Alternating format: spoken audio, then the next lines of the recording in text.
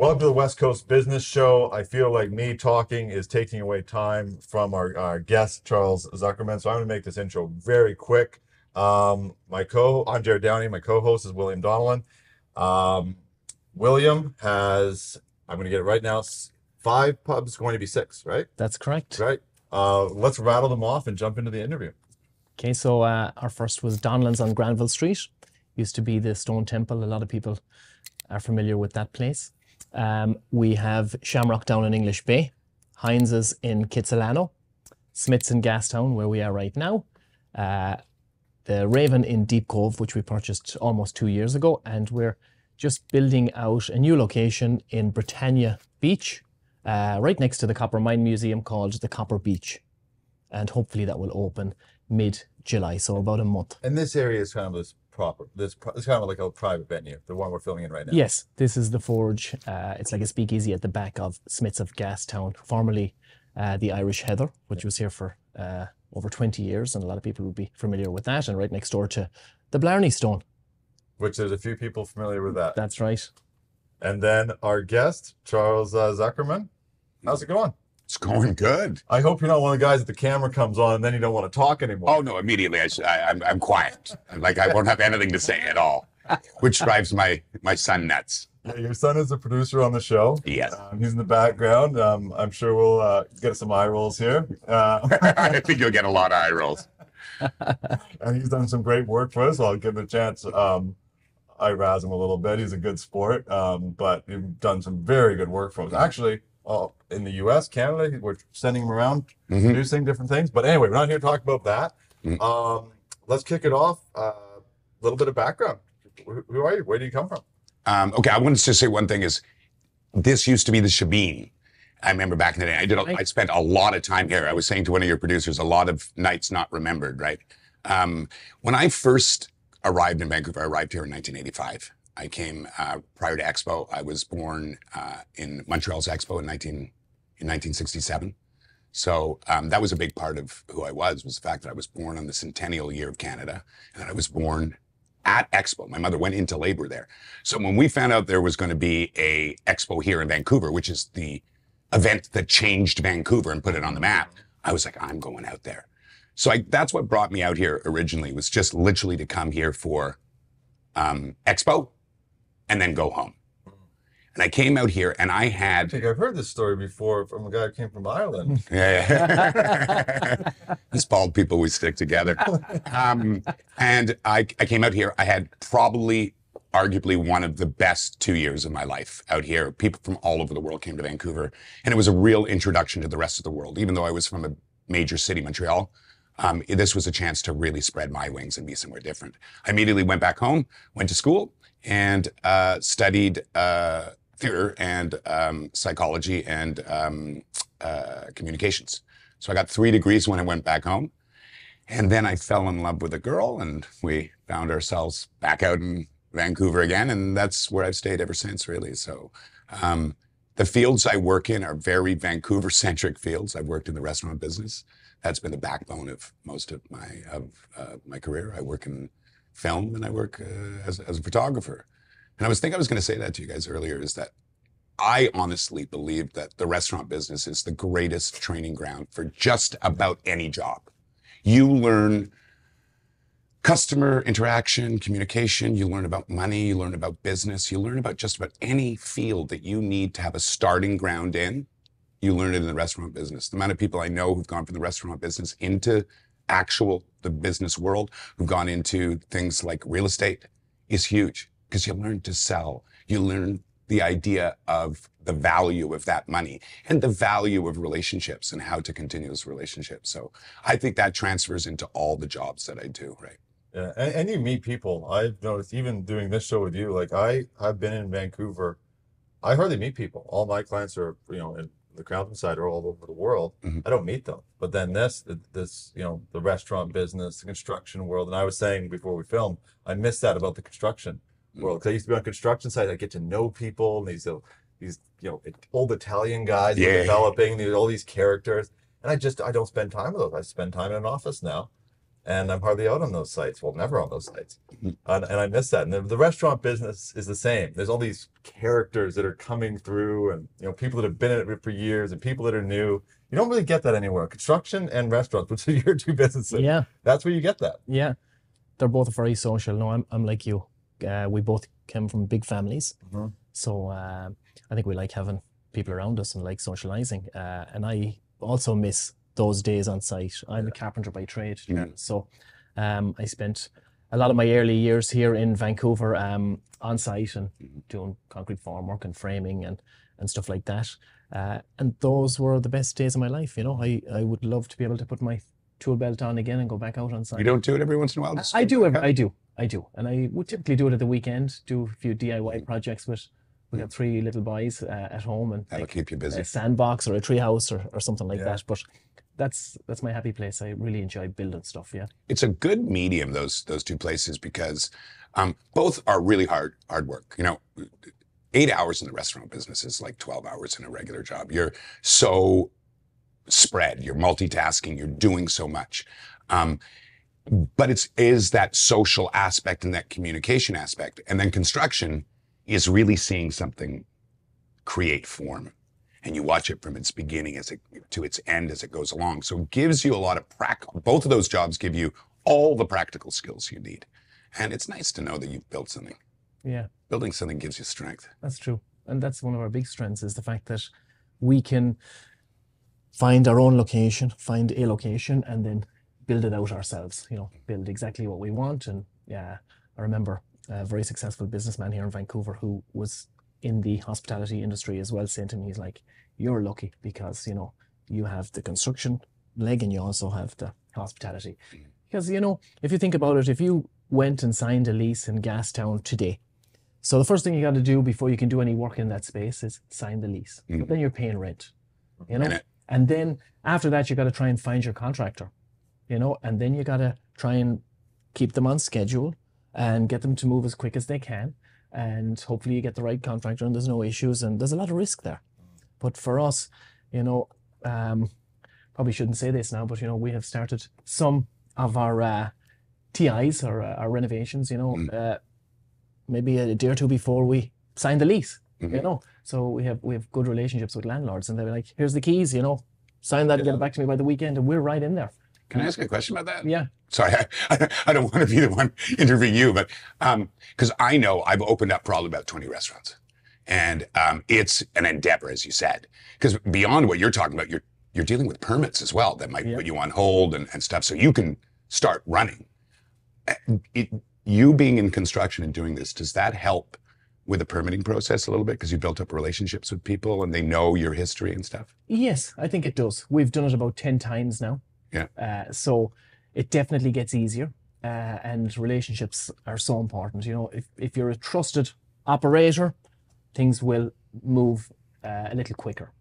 But there's still a lot of red tape and a lot of hoop jumping. And I remember when we opened our first location, when we took over what was Joseph Richards on Granville Street, Stone Temple before that, 1082 Granville, now Donlan's Irish Bar. That was 2016, and we had a budget of $500,000 to build out the place and make it, turn it into an Irish bar. And with, I guess, I think it was about, we thought we'd do it in about 5 months, 6 months. It took us a year and a half. I think it ended up costing us about $1.5 million. So 3 times what we had expected. And that was a great learning lesson for us, to be honest. We seen a lot of businesses sign leases on Granville Street during that year and a half, start their renovations and never open their doors, which was very sad. But that happens a lot. It does happen a lot. Especially on Granville. They need to clean that street up, I'm sorry. They do. And the city needs to invest some money in that street and in this They do, and they will, because we're going to be on the world stage in 2 years for the World Cup, and the Invictus Games is next year. So I was about to say, Invictus Games is coming, so that's going to be a really big thing. So we have a lot of work to do, and I've attended a few small roundtable meetings with the city about that, and there is a plan and it is going to happen.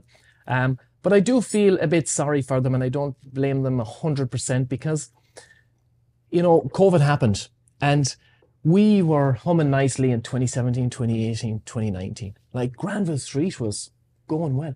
All the buildings were had businesses in there. They were all doing well. We were doing really well. And then COVID happened and everything shut down. And then it just got messy, you know, and they turned some of the hotels there, a couple of hotels in that entertainment district into SROs. And, you know, I think that was a really, really bad move, but maybe that was their only option at the time. Yeah, The people single room occupancy, so affordable living basically. And a lot of people that went into those hotel rooms had drug and addiction problems, or sorry, drug and alcohol problems, so addiction issues. And, you know, to put them in the entertainment district, where when they want to go downstairs out of their 10 by 5 room to get a bit of fresh air, there's people out there drinking and doing drugs and partying, and it wasn't a good environment. I really think having residential on Granville Street, especially, you know, for those few blocks there, the entertainment, the GED, the Granville Entertainment District, not a good idea, and I think they'll have to reverse that somehow. But those here in this area in Gastown, Chinatown, and there, it's embedded into the history of it, these SROs, because the housing the homeless, that's where we've traditionally housed the homeless, and unless we can build other housing and whatnot, that's not going to change. Chinatown to me is one of the saddest, because that should be like a beautiful cultural area. Yeah, agreed. And you go through it, and it's, I mean, there's graffiti all over everything. I mean, they've destroyed that area. And that's too bad. It shouldn't be like that. You know? I feel like we're tag team interviewing you now. Yeah. That's good. That's good. I like it. I like it. What keeps you the busiest the most right now? I know you've actually had a busy year in acting, haven't you? Yes. Yeah. What have you, if you don't mind me asking, are you allowed to talk about some of the stuff you booked? I think I can. A couple of projects I can come straight out and tell. The one that I'm working on now, I don't know if I'm allowed to say anything publicly. I don't want to be in trouble. Well, I don't want to be in trouble. The one I'm working on right now is a project with Dennis Quaid. And so I have a recurring character on that. Wow. I traditionally play bad guys. I know I look sweet and lovely, but I play the bad guys. So I just finished that project. I worked on the #1 show in America that's called Tracker. I did an episode of that, and then I did a locally made show that is through through CW, called Wild Cards, and I got to play a Russian gangster, and he's the kind of guy who helps the police a little bit so he can get his back scratched, you know? So yeah, it's been busy. It's been nice to have a resurgence in that career. And I found that by merging my acting career with my photography career, it works really well. Because when I'm photographing people that are local celebrities or people that work in this industry, I'm one of them. I'm not a hanger-on who's trying to grab a picture and eat off their fame, right? Yeah. They feel as if I'm one of them. And I find it really helpful. And also, I'm a man of connections and communication. The restaurant business, that's what it taught me. And always making sure you have those, you know, those relationships. A friend of mine who's in the film industry, he always says, people always say it's who you know. It's not. It's who knows you. And that reversal just gives you an idea. So when you're in this position and you're acting, and you're taking photographs, all of a sudden people know who you are. Yeah. And so now you're part of the machine. And all business is relationship. And sometimes those relationships are near and dear and warm. And I like to think of everybody I either work with in film or I photograph, that I'm slowly becoming friends with them.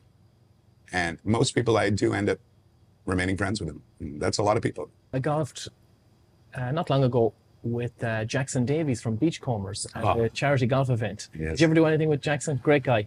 I'm trying, you mentioned that earlier, and I'm trying to rack my mind what I worked with him on, and I can't remember, but it was, I was only there for a day. Oddly enough, it was close to where they filmed the Beachcombers, and he was talking about the remounting of Beachcombers, which he ended up doing. And as I was saying to you, he plays such quirky characters, both on stage and on TV. But when you sit and talk to him, he is so together and so gentle. It's the perfect marriage, which is gentle but firm for all business stuff. And I just enjoyed the full day. I can't remember for the likes of me that. Yeah, great guy. Beachcombers was huge in in Ireland when I was a kid, and in the UK, and big in Australia as well, you said. Yeah. Maybe it's the offshoots of commonwealths or territories that have been colonized just really love each other's stuff. Maybe, yeah. Because we watch a lot of BritBox here. We're not equating that with Ireland. I know that'll get us in trouble. But BritBox is huge here. We talk a lot about comedy and how it's built its roots in Canada and why there's been so many successful people doing with it. I think working in it, I think that has a lot to do with the influence on from British and that area's entertainment as well. We have very similar senses of comedy and entertainment. Yeah, that could be it. So I'd imagine that your job is there's a lot of stress and a lot on the line, and you can't make, there's not a lot of room for error. No. So how have you learned to deal with that over the years? A lot of pressure, you're on camera all the time. Any tips or tricks or lessons that you've learned in life or in business that you could let I think a lot of this stuff is very individual to the person. I'm a huge believer that we all have to find our own track. And there are some rules that we can follow. But once again, I go back to the restaurant business. Every time I find myself back in the restaurant business, that moment, because you'll understand it. Did you work in the restaurant business? I worked, an Israeli guy hired me to cut falafels for a day, and we looked at each other and went, this is not going to work for me. So that's the closest thing I've come. Yeah. I've never been so bad at a job. I couldn't even run. It was bizarre. But anyway. You have to be born to it, too. It's got to be in your blood a little bit. But that moment when you're in the juice. I don't even know if you remember the first time what we call in the juice, which is in the weeds, which is you're overwhelmed. And I remember the panic you would get from it. And over time, you learned to shed the panic and work through it, because panic breeds panic. So that it's sort of like treading water and drowning. You're just going deeper and deeper and deeper. So I learned a lot about how to lose that overwhelming pressure by just letting it pass and working through it. It's the same thing you do with workouts. Get a little bit of pain, work through that pain. I'm a firm believer in work. If you're not willing to put time into any business, you're not going to succeed. And that's why I always say, and this is sort of a mantra for me, which is when I work hard and other people see me working hard, I gain their trust. And trust is the best business card you can have. It perfect, though. Exactly. Yeah. But just if people see you, the attempt to work hard, try to be better, you build this trust, and that trust becomes your business card. And it's better than any other thing, because people go, I want to work with that person. They might, as you said, they might not be perfect, but maybe I can shape them and move them. So as it applies to the two jobs that I'm doing right now, but predominantly the photography, I have to work through it, because you're dealing with a lot of stuff. Most people don't want to be photographed. It's really because I know you'd ask me about funny stories in the business, but there's a local actor here called Alex Ponovic, and Alex has been on huge shows all over North America. Hawkeye, he just did Snowpiercer. He's a big working actor. He's been photographed tons. And I'm just starting out, and the guy who's mentoring me, a guy named Dennis Illich, who works out of LA right now, and he's from Australia. He was mentoring me, and he said, you should shoot with Alex to get a start. So I get the makeup person, the stylist, and I'm all ready in my new studio, right, ready to go. He comes in, we shake hands, we go through it, and we start shooting. And we're about 5 minutes into shooting, and he says, come here. I go, what? He goes, I really hate this. And all of a sudden, I realized he wasn't as comfortable as I thought, because I thought he was going to guide it. And I realized the job lands on me. And that's when I became sort of the tap dancing monkey, right?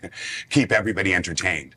So a lot of the times when it gets really stressful, my mind goes to comedy. My mind goes to the music we're playing, and then just working through it. And I don't know, I can't stress it enough for anybody doing any job. Yeah. The more you work, the more you get respect. It's so true. And keeping calm, especially if you want to be a good leader. Yeah. It's like on the construction site, I can think of lots of instances when, shit went sideways. Yeah. And the same in the restaurant or the bar business. And, you can't get excited. You can't panic. You have to keep it cool. And you have to be, the leader that people are looking up to. Well, you're leading by example. When you work hard, you're leading by example. You're telling everybody else without telling them, you're going to need to work as hard as me. Yeah. And it's the most important thing in leadership, because I don't have huge sets. The most I've ever had people for my photography is about 14 people. I don't have like a movie set that has 200-300 people, right? Josh has dealt with stuff like that. I try to avoid that many people. I'm slightly misanthropic from years in the restaurant business. But you still have to lead. And there are times when you have an actor or an actress there and you're shooting and it's just not working for them. And it's just all going off. And if you then... that voice. Exactly. But if you then get stressed, once again, stress is infectious and it starts going to everybody. But if you can be a calming force, and that's something I really had to learn, because in the beginning of doing the photography, there were times that I really let the stress get to me. And then I would have to witness the aftermath of that, almost like a bomb had fallen and everybody's standing back. Because when I look upset, even when I was in the restaurant business, it's not a pretty look. I have resting, I'm going to kill you face, right? You can book Russian gangsters. Yeah, exactly. I'm just like this. It's not friendly, right? And so everybody feels that. Yeah. So I've had to learn to work through that, and also relying on your team, right? Relying on the people around you. Yeah. We have a makeup artist that works with us, Molly Etherington. She is amazing. I don't work with her just for the quality of her work. She's the person that all my subjects sit with for the first hour and a half. She's a mood setter. So I leave her. I trust her so much to build the energy with the subject, make them feel good, make them feel pretty, make them feel strong. Yeah. Then by the time I inherit them, I'm taking perfect pictures, because I can't take a good picture if you're overly stressed. Yeah. So somewhere down the line, I got to remove that stress from you, maybe carry it a little bit and work through it. And then once you're liberated, that's when I'm going to grab the good stuff. I'm actually curious about this because photography is actually quite a distant thing for me. I go as far as a phone, like that's, and I'm on a flip phone, so I don't even do that. Oh, God bless on the flip phone. I'm thinking of moving part-time to a flip phone. It's made me a better human. Yeah. I'm not preaching that other people should do it, but it is amazing. I think I'm going to do it for after work. Yeah. Move my sim to a flip Yeah, I phone. know people who But go have back to both, your thing. I'm sorry. Good idea. But my suggestion, if you're doing it, I don't do this, I probably should, is have a tablet still. Because the tablet allows you, when you need to do the work, you can still pull it out and you're still connected. Yeah. Right? Oh, I thought you were talking about the photography, and I was like, yes, you do need a tablet. Yeah. See it larger. Okay, go ahead. Yeah. But what is that about that? You said people need you need them in the right spot when they're filming. And it amazes me about photography is that a person could be in the exact same position, almost the exact same look on their face, but their spirit comes out through the photo, and you can't hide that. It's such an interesting thing. What is, or can you hide it, or can you fake it? Anything can be faked, Yeah. right? I'm an actor. Right. Anything can be faked, and the idea is you're trying to hide the fake when that happens, right? You don't want it seen. The illusion gets busted once we know But it it's is still fake. different when you have that real moment. No, that I'm with you, yeah. right? But it's what I call toupee syndrome. If I can tell that the thing on top of your head is a toupee, the illusion has got lost, and all I think is there's that guy with the toupee, right? Not to knock anybody who has toupees. I'm not toupee shaming or any of that kind of stuff. Just get a good one. Yeah, just get a good one. He works in show business. He has to say this. I don't want to shame. You got to be careful right now. You got to let everybody be seen. But that syndrome is everywhere. If you don't want to be seen. But if you want something truly natural, you got to think about every aspect. So I think about the music. I do research on nearly everybody I shoot. I see how people have shot them before. I learn subject matter to talk to them about, to create like a level of communication with them. Because if I can keep you occupied, whether it be music, whether I'm speeding up the shooting process, or I'm creating connection with you, whatever it may be, if I can keep you occupied, I can sort of stand my ground a little bit over here, you're just going to let it out. You don't even know you're letting it out anymore because you're so occupied. Because we learn this in acting a lot, and we learned it in the restaurant business, is if you're being kept busy, you don't know you're experiencing life. You're just experiencing it. The minute you think about it, It Right. goes back to that panic and stress. You go back into that space. So if I can get you in a living space where you don't know, you're just living, that's where I can grab you. And I think of every aspect. I think about what camera I'm using. Like, for example, when I'm in the studio, I use a big 1DX, Canon 1DX Mark III. It's a massive camera. Once I put my 70 to 200 lens, it's like a Gatling gun, right? But it's there like the certificate behind your doctor to let him, know that he knows what he's doing. That camera tells you I'm doing business. And I use a 70 to 200 so that I can step away from you to allow you to open up. But then it zooms in on you, and the person watching the picture feels like it's way more intimate than it is. Because I've actually been quite far away from the person. So I'm thinking of each time how my job is going to affect the other person. One of the things I'm doing right now is going to be buying a new Fuji. And the Fuji is literally a little thicker than your phone, maybe even a little smaller. And that one is going to be designed more for the people that I work with on a regular basis, so I can do lifestyle, where they can move around and be themselves, so the camera isn't present. See, if it's that small, nobody knows I've really got it. It also has a flip up, so I can look down, so they don't even know I'm taking pictures at times. So we use different modes and modalities and different things to provide comfort, because the key in the end is comfort, comfort, comfort. And sometimes it's agitation, right? Right. That. Right, to get that out. Yeah. So I come from a family of diggers. Anybody who's from, any colonized country learns that digging is a good, fun thing to do. That's how I raised my son. That's why you like me so much. Exactly. But he talks about it, dude. I was watching, by the way, before I go back, I was watching your guys' podcast, and I love the repartee of you calling out to him. Yeah. It's a really nice touch. He produces a show, so we call out, I'll ask, like, what are your top 5 parfaits or something? Because I'll hear him at the office talking about parfaits. I'm like, oh, I'm using that against you. Yeah, exactly. He's not on camera, but he's talking while I'm trying to discuss with the kids. It's quite funny. Yeah. He's rolling his eyes right now. Yeah, but he's very But the digging, sometimes, just to get a little rise out of something, not in an angry or mean way, sometimes that brings something out. Yeah. So it's also a sign of respect too, I think. Yes. People go, oh, you're willing to have some fun with me. If there's none of that, then people kind of go, you're kind of keeping a distance, right? But it also makes it feel like it's a little fake. If you're always around somebody who's super, super nice, it's always nice. Most of my friends, if they're not going to take the piss, then I can't be friends with you, because we can't be delicate.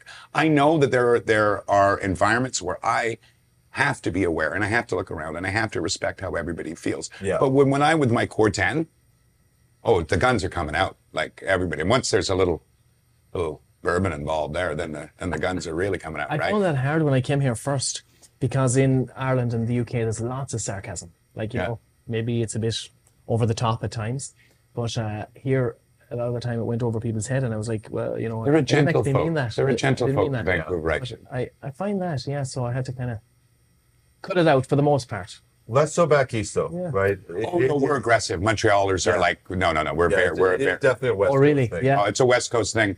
But it's like Josh and I, from a young age, he actually took to the entertainment industry, and he really loved it. He's a viewer as much as a person who makes stuff. And we used to talk about comedy, because I think comedy is a good training thing as well. And when we had all this sort of change in how we're changing our dialogue, things like Me Too, Black Lives Matter, we started seeing comics getting outed and canceled. I don't want to talk about positive or negative in that environment. But Josh and I talked a lot about this, which is nothing is sacred in comedy. No. Nothing. You can say whatever you want in comedy. You just need to know your audience. So once we know our audience, then we apply those things to real life. You can say whatever you want. Just know where you are. Yeah. You know what I mean? And if you're going to be a prick in a nice way. Am I allowed to say that? I don't know. You are. You are. I don't know. We're shutting down the interview now, but you're allowed to say it. I've been canceled now. No, I just, I come from a land of swearers where swearing is punctuation, so I've had to learn to not do that here in Vancouver. Yeah. I was going to ask you something. Oh, I wanted to go back to the acting thing, though, is because you can correct me, I don't think there is one business or one career that has more rejection than acting. I really don't think there is. And I've done it. I've been to those auditions. You walk into this lonely room. You just came from a room with 10 other guys who look exactly like you. Yeah. Thought you were special. You walk in, you go, oh. And there's other guys that didn't even make it to that audition. So they And didn't, there's some of those guys have big names. Yeah. And you're just you, right? you're just you, and you put on your nice jacket. They all have nicer jackets. It's just a whole thing that you do. And you go into that lonely room. There's a little camera there, and they go, yeah, go ahead. And you read your, like, when you're starting, you read a line like, get on the ground. Yeah. And that's it. Like, they thank you, and you walk out. It is a lonely place. Yeah. More rejected than any other career, I think. It's it up there, yeah. What most people drop out. Most people can't handle it. I'm one of those people. Wasn't my thing. I'm sure you went through that. How did you build that mental muscle? Because it's the one, the mental muscles you were talking about earlier, but that is a different one, that continual rejection to then get that role and then do 5 more and then get another role. I got to be honest, it is a tough place. You listen to any major actor out there, they're begging and praying and pleading their children to get in the business, right? Yeah. When I found out Josh wanted to produce and showrun, I was like, oh, thank you, Lord, baby Jesus, right? It's tough. When you're first starting out, you're young, all you want is fame and money. That's really what you want out of this. You love acting, but that's where you want to go, right? And so that's what drives you. And so you get through the rejection that way. As you start getting older, that rejection starts hitting you because it starts becoming grander and bigger. There's more of that rejection. I always say that if you're a working actor, that's the best place to be because you're sitting, it's not less rejection because there's always rejection. You just know what it's like to sit in that space. And you just know there's another job coming or you can feel another job coming. Then there's a big gap in between of people who really have to live job to job. We always joke that the minute, you're at your height, you're just about to be fired or let go because you're done, right? Right. So that in itself becomes a heavyweight. So if you're in that second category, I highly suggest having another business or another thing that you do, because if you live in it, it's all about, as you were saying, it's all about appearance. It's all about rejection. And it's age too. Like Yeah. you're saying some of the roles you got. When I was starting, I looked a little young. I didn't quite have a look that looked like I could be, that I could pull the gun. It's nearly all look. Yeah. Like 90% is that is look, especially in the avenue where I work, right?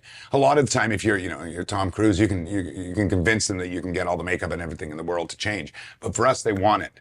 And we have to fill their imagination. But what I found was as soon as I became a photographer, and that was sort of like going to be my set career now, like mini filmmaker is what I call my photography, right? The minute that occurred, I didn't care whether I booked or not anymore.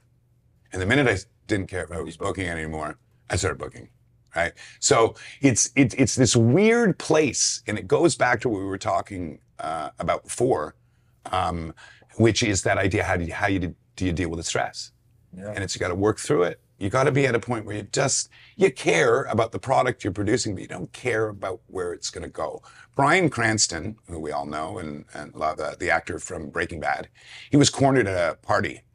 And they asked him, what should young actors do when they're auditioning for roles? He said, stop auditioning for roles, create great characters, and hope you get hired. So once you're in that zone and you're all about the work and you don't care about the aftermath, you're in a much better place.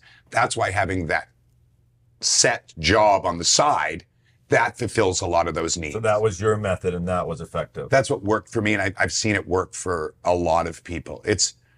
Some people, they do theater, and Vancouver's not a huge theater town, so it's hard to make it that way. Most people end up working in restaurants and doing catering. I don't know how many actors you're probably hired right now. I'm sure it's huge. You have to have something else. And there was an actor named Dennis Simpson, and he did a show called The Polka Dot Door here, which was really big when we were kids. And it was a kid show like Mr. Dress Up or any of the great children's shows, Sesame Street. And I met him after an audition, and we were both a little older now, right? Older actors. And we sat and talked, and he said to me, he was about 10 years older than me, and he said, Charles, whatever you do, go get some hobbies. Go have a life outside of this business where you're doing stuff for you. Because if not, it will trample you down. So you gotta have fortitude, you gotta have work ethic, you gotta have a respect. And more importantly, once again, it goes back to communication. The more you go out there in the acting world and make relationships with people, whether you're working with them or whether you're just meeting them, the more you give off this positive trust vibe that people want to be around you, the more they're going to call you out for work. So a large portion of this job has nothing to do with your acting. It has to do with your look, whether people like working with you. Like, people love working with Keanu Reeves. He can't stop working. Now, you can love him or hate him, but he's one of the most beloved people on set. And that's why people keep bringing people back. But I'm going to guess that's pretty much the same in your business. It's a relationship Relationships, yeah, the most important thing. And a quick funny story, you talked about kids and, you know, they get into acting and they're all about the money. We have a 6-year-old boy, our oldest, and he goes, he goes, he might. He goes to Arts Umbrella in Granville Island. Awesome. Yeah, there, it's just amazing. And he likes to box and he likes acting. And I asked him, you know, why do you like acting so much? He said, because I want to get a Lamborghini. That was his answer. So he wanted to get a Lamborghini. But a question in relation to that, in his class, and it's like 6 to 8 year olds, I believe, or 6 to 9 year olds. He's the only boy in the class. Oh, good. Is that typical in the film industry, or is it? I don't know that. I have friends who teach at schools like Shoreline, which are larger schools, where they still have classes roughly the same size, but they have a number of programs. Yeah. There tends to be a good mix. Early on, I do think, especially when they're young, the girls or the female presenting kids tend to gravitate towards the arts first, especially us boys. You look at the mound of actors who would tell you, oh, when I was 16, I decided to go into theater school because that's where all the girls were, right? Mm-hmm. So then the boys sort of follow there a little bit. I just think girls are a little bit more mature and they sort of gravitate to what they want sooner. And so you'll see, a lot of the time you'll see that there'll be more girls than boys. But I've never seen that ratio, and I bless your son for being in that situation and teach him a lot. I grew up with. Doesn't seem to bother him. Well, I grew up, like you guys were talking about a big family. I have a huge family, right? Intermarriage Brady bunch. And if you want to count them, there's anywhere from 6 to 8 girls there that are my sisters, right? So being introduced to an environment where it's mostly female, that'll teach a boy how to live his life properly, right? And it'll teach you respect, and it'll teach you all sorts of good stuff. Josh, he's got nothing but ants, and he's a real good boy. Don't tell him I said that, because I try to keep that stuff from him, right? You talked about hobbies, and I totally agree with you. And I think somebody told me one time that you need to have multiple outlets, and the more you have, the happier you'll be and the more successful you'll be. Of course, you have to draw the line somewhere too. There's only so much time in a day or a week. We have only so much energy to give, right? Exactly. What do you like to do outside of? Well, originally my hobby was photography, and now it's become my business. Yeah. Now it's sort of switched because I had a studio when COVID hit, because we were talking about COVID earlier, and the whole method of auditioning changed during COVID because we couldn't be there in person. So we started self-taping, and self-taping has now become the model. You're doing it at home. You're doing it at a set location. We developed with a group of about 10 of us a self-tape studio at my place. Costs you a little bit of wine, some food, just something, just to pay back a little bit. But we all started auditioning in that space, right? And that really changed things for us. I suddenly lost all my thought. What was your question again? What you like to do outside of so now, hobbies. Now in that room we're working, but I'm reading for people now. So it's not just me auditioning. So the majority of auditions I'm doing are not for me. And sometimes I'm doing the voice of a 5-year-old girl or a 60-year-old man. So I get a chance to play. So that's become a little bit of a hobby. But oddly enough, this is going to come from left field. I've decided that I'm actually going to take up archery and guns this year. I'm going to learn how to operate and use guns. I did it early on in my cadet and military career, but I haven't touched it since, and so I wouldn't even know what to do. I'm a lot about discipline, right? Because I have so little of it. I want to grab discipline. And you were talking about your son with boxing, learning, being in cadets, learning how to use archery and rifle. You have to be disciplined to do these things. So this summer, I'm gonna take that up. I'm gonna take up some archery. Yeah, I think you're right. Boxing is a great discipline. When Irla is our oldest boy, he's 6 now, but a couple of years ago when he showed interest in boxing, and like I wasn't watching boxing and didn't have any huge interest in it, but he just got obsessed with it, actually obsessed. And he said, Dad, if I had to give up the horse riding and the hockey and the hurling, you know, I would give up everything for boxing. So I said to Laura, my wife, you know, we can't ignore this any longer, and we gotta, you know, I don't want to be the dad that said, you can't do that, and you know, this is your dream. So we Bob McAdam from Sugar Ray's, we reached out to Bob, and I think you have to be like 12 to be a member, but Bob, of course, made an exception and gave us a fob, and we go there every Wednesday at 6 o'clock and go boxing. And you know what? It's an unbelievable discipline. Like, you It's learn not that just there's about no violence. It's about learning something. Yeah. It's learning. You have to dig deep in that sport. It's my favorite sport. keeping fit, being able to protect yourself. You know, you never fight outside the ring. Simple things like that. I think it was a really good decision. Boxing has saved more kids, especially high energy, violent at times kids. It saved more of those lives than anything. I do a lot of work with Eastside Boxing that does Eastside Rumble, that raises money for kids programs. That's when restaurant people and whatnot learn to become boxers for a period of time, and they have an actual fight, and White then collar. Boxing, yeah, that's right. full boxing. And so these people raise money this way, and it helps young kids. When I grew up in Montreal, you know, this is an area of the world where there's a lot of aggression, and you know, when you're younger, you're always in rumbles, you're always in fights, you're always trying to protect yourself. So you're getting a lot of high testosterone young men with a chip on their shoulder there.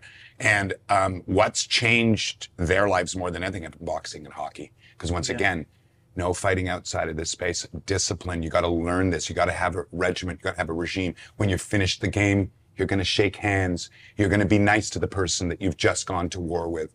These are all things that are important for not only everybody, but I think predominantly people who have a problem adjusting with any kind of neurodivergence or aggression, right? Yeah. Yeah. You still boxing? Not since Not the baby came. I've taken a few months off, but yeah, I'll always go back. Yeah. For the rest of my life, I'll box. And then inevitably, after about a month, I start going, I mean, I could probably get in shape for a real one. Like, what am I talking? I'm not going in. And I talked to the trainer at the gym I go to, and he basically was like, you're too old. Just stop. Like, and then I started watching. There's a young Mexican fighter there, and he's boxing, and I'm like, yeah, he'd kill me.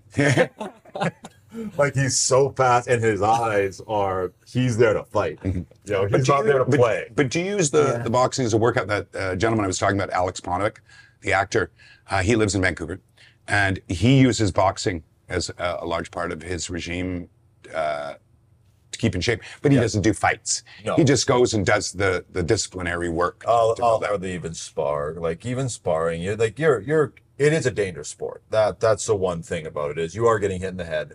And I remember where I was at a gym that wasn't great, not Sugar Ray's. They're really good. They always have someone in the ring. If people sparring, they're really watching. And that's so important. Like, if you're at a gym and the people are sparring without someone in the ring, leave that gym. It's way too dangerous. And I stopped for about a week, and all of a sudden I realized, I'm seeing the color green differently. Like, I was walking around with concussions. Should I hold up fingers now? Yeah, no, I'm good now, but I hope I'm good. But no, so it's you got to be really, so it's as much as I love boxing, there is a cautionary thing with it. It's one of the only sports where you're just getting, even if it's soft, just that over and over, it's dangerous. Yeah. I know. What a great sport. I get it. I get it. I was going to ask though, the hobby to business thing. Yeah. With photography is everybody has bought a camera at some point.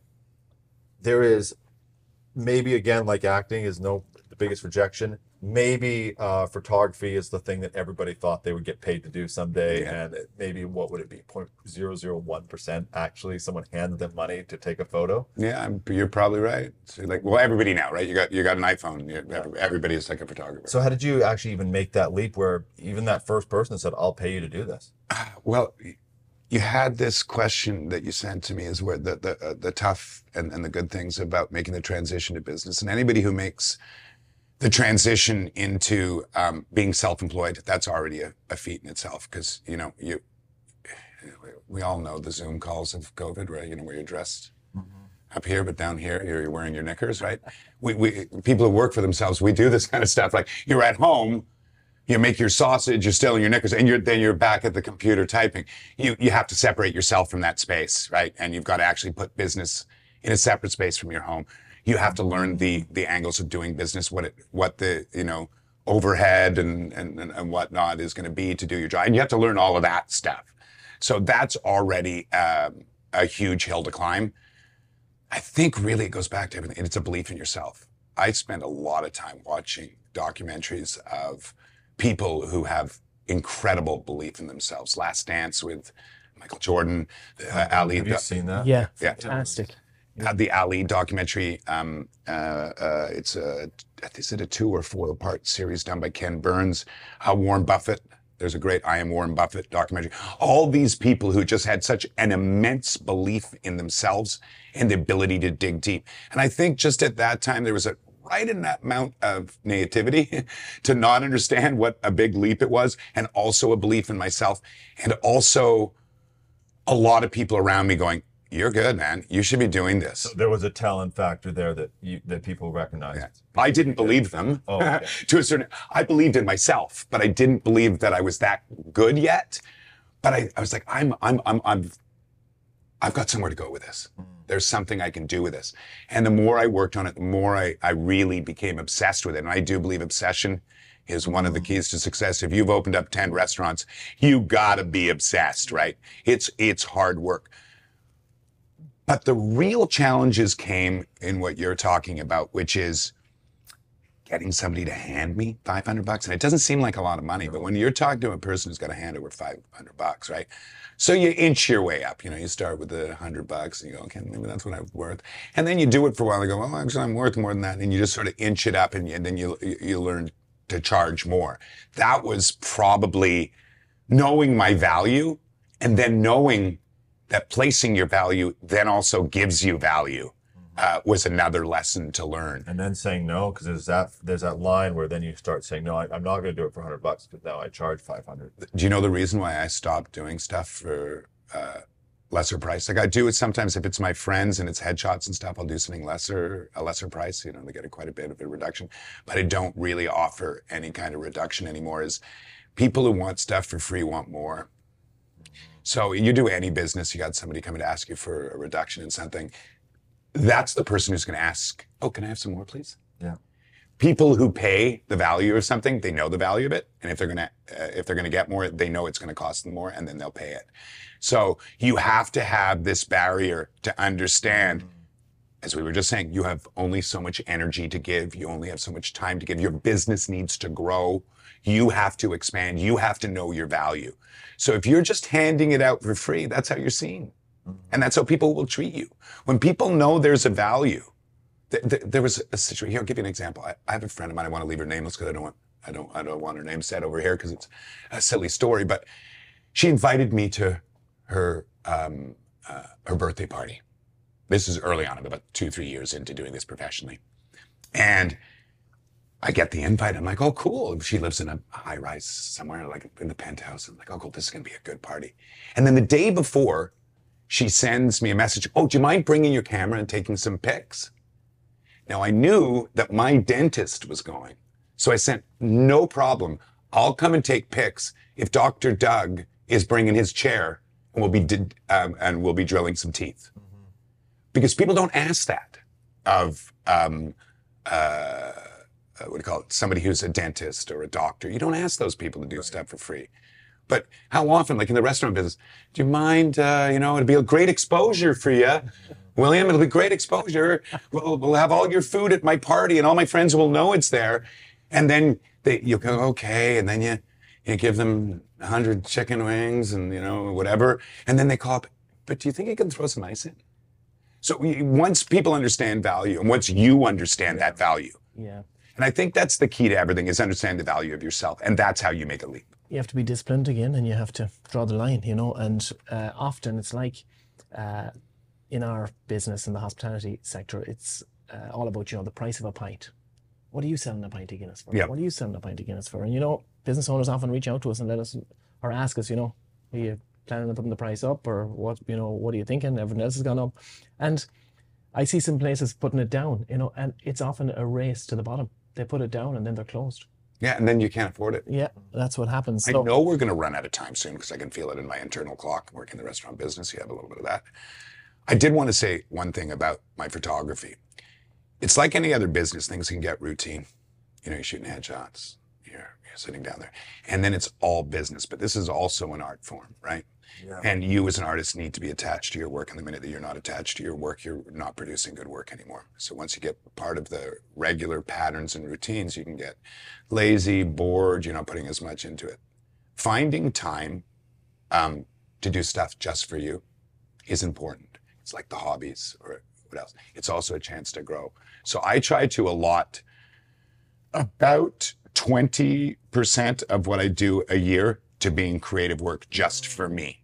Interesting. And then I allot about 5 or 10%. It's all marked down in my records, where I'll do something as sort of a service, whether it's giving a large reduction for things like Eastside Boxing because they're helping people. And I think that's of service to other people, because that's a great line from Muhammad Ali. Service to others is the rent we pay for the space we live in here. So I believe in that. And then I look at that, let's say, okay, I've given a 10% reduction or a 50% reduction to somebody over here. I calculate how much money that is. Then I also use that imagery to help sell and get me work. So I actually put it under my my advertising budget.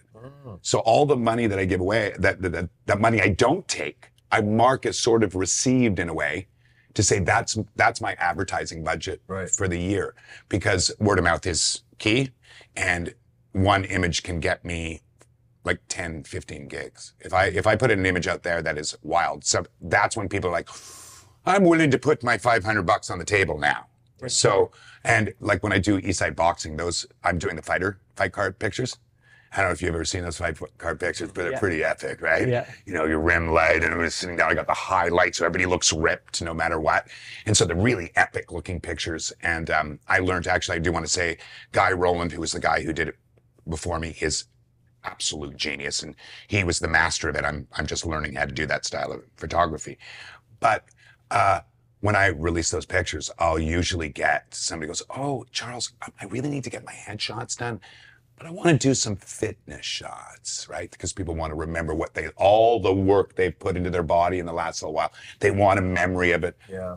Some of it might go to Tinder profiles or whatnot, but that's when it comes out, right? But I just wanted to leave that one thought that hobbies are important, but taking time for yourself, both business-wise and personally, to do what you want to do allows you to be centered in what you're doing, and it gives you great growth, because I learn most of what I'm learning when I'm doing something for me, because I usually push the envelope. I try things I haven't tried before, and it just helps me grow, because another one of my mantras is a little bit better every day. Big changes don't change the world. Jeff Bezos doesn't make his money $1 million at a time off Amazon. The big portion of his thing is like 2, 3 cents, 5, 10 cents, and those add up, right? So there's an email, there's an interview with him that everybody should watch with Lex Friedman. Okay. And that's an interview that everybody in business should watch. It is one of the best business, and that detail, he's talking about the little engine that they've got in their systems, and like he knows, he's a detailed guy, and I didn't realize that about him, how he's right involved with every little thing. Yeah. Not in the way that he's managing, he just understands it. He understands the flow of it. I want to ask a question about your art, actually. Yeah. So that's a good.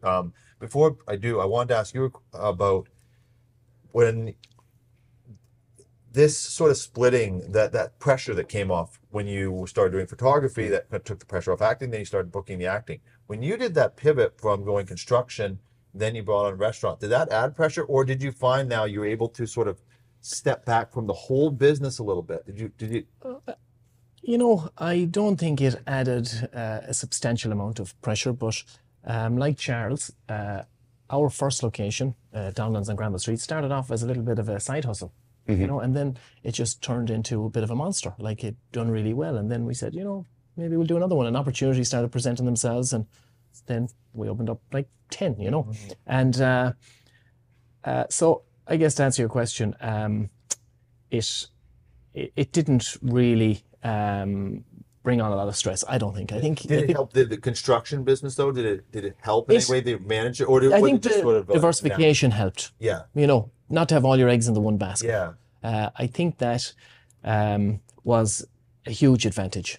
You know, when you have multiple sources of income coming in, and, you know, there's different income coming in every day, that helps. Yeah. You know, and especially during COVID, you know, I thought that having the pubs would be great. You know, if the construction ever got quiet, you know, you have something to fall back on here, having these pubs.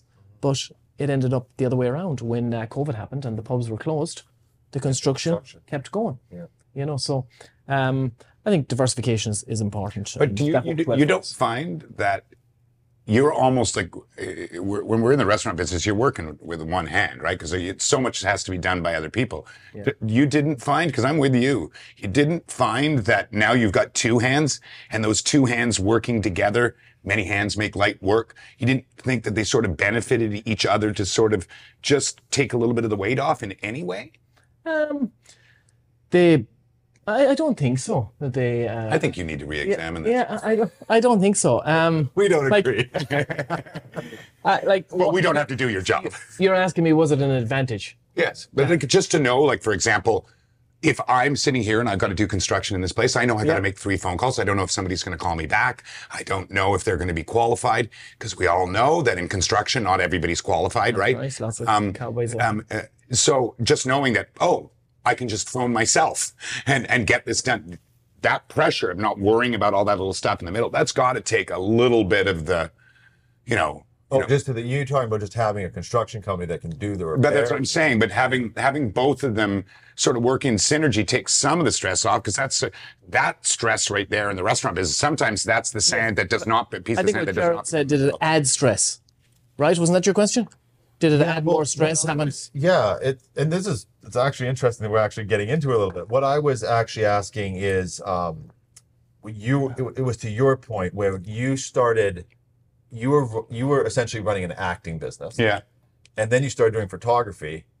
Once you started doing that photography, it sort of almost took your focus away from the acting, and you started acting better and started booking. But it's funny how we heard that different. Yeah. Because to me, it wasn't whether or not it added stress. What it did was it removed stress. And that's what I was wondering in your, and I'm kind of on your side. Like I said that it didn't add any stress. Didn't add any stress. Nothing But it must have I think. relieved some stress in here and there. Knowing that you didn't have to deal with some yabo who's just going to take you for a ride or whatever. Your restaurant business. Yeah. No, I think, as I said, diversifying our business was huge, you know, and that was a big advantage. Yeah. And, you know, business is business. Like, in my opinion, it's all about trust and relationships. Yeah. And you just build the best teams around you. I often say to our GMs, like our model is get a really good GM and let them build their own team. Yeah. And then the instruction is hire people that are as good as yourself or better. Because, you know, one weak link could take the whole ship down. So that's it. And they build really, really good teams. And then that's their location. Like, you know, Smith's here in Gastown has their own team. And they're family. And like, they're passionate about this place. They love it. Now you've said this heartwarming thing, I feel really bad about construction shaming you. You had a question about art, or are we done? Are we out of time? No, there's not. We don't have a set time. I do want to ask, because you mentioned about the art side of it that you allocate, which I think is great advice, because when you're in a business, even you can get sort of caught up in the business, and then you lose that. You see those people all. Yeah, you lose the drive. Yeah, they're just doing their job. And they may be even good at it, but they're not that pleasant to work with. Yeah. Are there a couple art pieces that sort of filled the soul that you've done? I'm so driven with this thing. Like, I'm single now, and like I can't even see myself in a relationship right now because I'm married to my camera and the work I do, and I love it right now. And I'm driven. I want to get somewhere before I go into that space. So I end up going right back into work that makes me better. So as much as I'm doing stuff that fills my need, that's the kind of stuff I want to shoot. It's also about making me better. Like, I want to be better. So the one that sticks with me is we shot at a speakeasy just close to here, Lawai. I don't know if you've ever been there. It's a beautiful, beautiful space. It's one of the owner-operators is a man named Alex Black, a great bartender. He does Mind the Bar, which is to help people in the hospitality industry with mental health and drug addiction issues. We shot at his location, and the story of that was sort of a woman goes into a bar, there's a guy hitting on her, then a girl that she's with, and then she decides just to be by herself. It was an examination in having faith in self, but through art.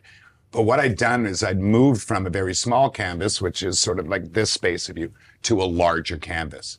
And because I'd been in the restaurant business for quite some time, I'm like, I get really bored with a lot of the Pacific Northwest. It's all the same green mirror window stuff. Restaurant people are building some of the best spaces in the city. Why don't we shoot in a restaurant? It's like, we're getting great interiors here. Like, it would cost thousands of dollars to set this up. So why not just go into the restaurants and do it? And I will be asking you about it later. We do a lot of that type of work. Yeah. Lots of it. Yeah. And so we shot on behalf of Lawai for that day because they ended up using the imagery. We ended up shooting for a clothing brand, which what it was predominantly for. And then another cocktail brand. So we sort of blended it all together, created this sort of, gave the vision of an advertising, what do they call it? A whole sweep of pictures, right? And one of the pictures, a friend of mine, Rahano, he's a deep sea diver, and he wore the deep sea diver outfit with in the picture. And it's a full deep sea diver outfit with this beautiful girl almost dressed like Cleopatra looking away from him. So we got to play with the oddities that I love. We got to play with the lighting that I love. But more importantly, we expanded the canvas. And that's one of the biggest jumps you have as a photographer, is to expand your canvas and to do a wider spread where you're not just focused in on certain things, because now it takes more work. You need a larger team to do it. So when you look at the imagery, I think I gave you the links to that one there, and I don't know if Josh cares to share that with people. No, we'll be bringing them home. It's great. But I'm so proud of that work. I'm so proud of the team that we worked with. I'm so proud of the imagery we created, because it strikes a chord in just about anybody who watches. It stood out to me. Yeah. One of my favorite pictures is we had Carmel, who's now moved back to Spain. She's a Spanish woman. And we get to the point, she's wearing this polka dot dress, and she goes, I wanted her to wear, what do you call it? Converse shoes, right? And she brought 2 pairs. Mm-hmm. And she goes, which one do you want me to wear? And I said, no, wear one of each. And she's like, what? I said, no, wear one of each. And all my crew were like, well, why double? Then we took the picture. We did it with one set of shoes that was proper and then one that was off. Then I showed the imagery to everybody, and everyone went, the one with the 2 different shoes, because it gets your mind wondering what's happening in this image. Why does everything else is normal? Yeah. Except for this one thing that's off, and it just grabbed people. And that gives you a belief in yourself that you stuck by your guns. So there's a lot of those lessons in that shoot. I love when you do something because you love it, but you're also learning something. Because that's a double win. Yeah. And that then propels you to the next thing. And it's much like, I'm going to guess, being in the restaurant business, having a restaurant. And you're like, I know this kind of restaurant's going to work. I know Vancouver's going to want it. I know Canada can't stop letting Irish people in it. We actually have people to come to our pubs that are not just, drinking Irish car bombs next door. We actually have that. So I now am propelled, my belief in myself to open this kind of bar, I'm now propelled to try and do it again because I had a success. Yeah. Nothing teaches better than success. Yeah. And also to be different as well, is because there's a great investing story where one company bought a dog food. It was like a cereal company. They bought a dog food brand. So then a whole bunch of other people went out and bought dog food companies. Yeah. And it's like, okay, they bought the good dog food. You bought all the crap. Yeah. And it's in art, in business, it's really easy to get sucked in. You start mirroring each other and you're all doing the same thing. And that, I noticed the 2 Converse shoes. And art speaks differently to different people. I see it and I go, one, we'll all have a little funny thing in us. But that's what it's meant to be. Yeah. And you got exactly what But that. the other one I thought of is when someone looks normal and then you see something, you're like, wait a sec, I better get to know this person a little bit better because there's something funky going on. Their shoes, you know. Yeah. And thank you guys for having me out here. Like I'd mentioned earlier to your producer, I'm trying to develop my own podcast. It's more like a talk show format. Talk show meets podcast, and it's going to be a video podcast, and it's going to be centered around the entertainment industry. Sort of like Georgia Strait meets Smartless, which meets Graham Norton. You know what I mean? So that sort of feel. And being invited to these kind of podcasts, and once again, learning that I can be comfortable in this sort of zone and get out of my head, but also to watch two people who are so comfortable doing it themselves. Life is about the pace cars, right? When you got somebody just a little bit better than you, that pushes you. Yeah. And I'm somebody who needs those pace cars. That's my favorite car of all time. It's Corvette Stingray Red with a roll bar because it's the classic pace car. But I love pace cars. Alex Ponovic is a pace car for me. My friend Bethany Brown is a pace car for me. My son is a pace car for me.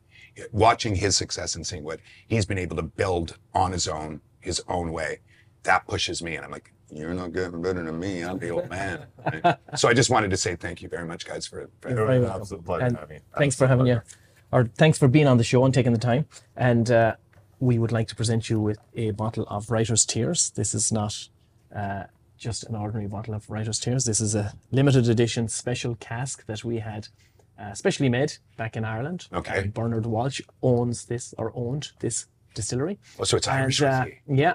And he actually flew over to Italy and got a barrel and brought it from a winery in Italy. And it's a long story, but after a number of years, we flew it over here to the barrel over here to Vancouver. We'll never do it again, I think, because it was a lot of work and a lot of money. But there's only about 70 bottles, I'd say, left in the world, and there won't be any more like this. It's very, very good, so please enjoy it. Can I say one thing about this? You can indeed.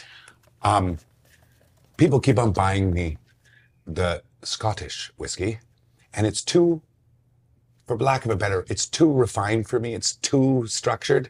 I'm a bourbon and Irish whiskey drinker, so this means a lot to me. And it's my birthday on Saturday, so I'm gonna be there with some of my closest and dearest friends, and we will definitely have Enjoy it. a wee nip of whatever this is. So thank you very much.